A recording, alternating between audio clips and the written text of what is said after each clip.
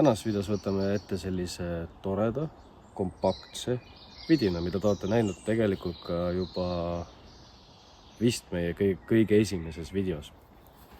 Taskust välja. Pako Laplanderi saag. See on nüüdseks olnud äkki 6 aastat ja ma olen teda ühe korra pidanud ainult eritama.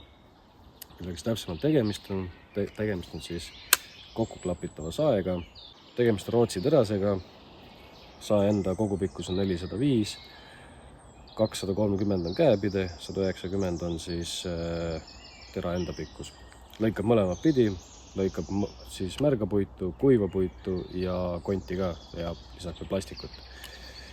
Käepide on siis libisemiskindel, maru hästi püsib käes, isegi vihmasilmaga, kui ma teda kasutanud olen.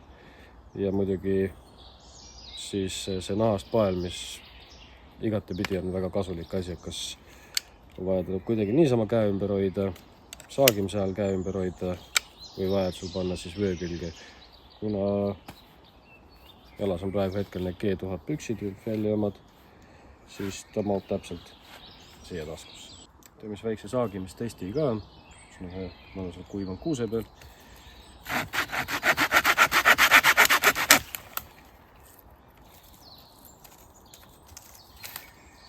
Nagu näha, siis asi on elukas. 6 aastat, ühe korra teritatud. See lihtsalt sööb läbi puidu. Ühe korra olen pidanud muidugi natuke tal teraga sirgemaks tegema, praegu hetkel on ka veidikene kõver selle koha pealt siit.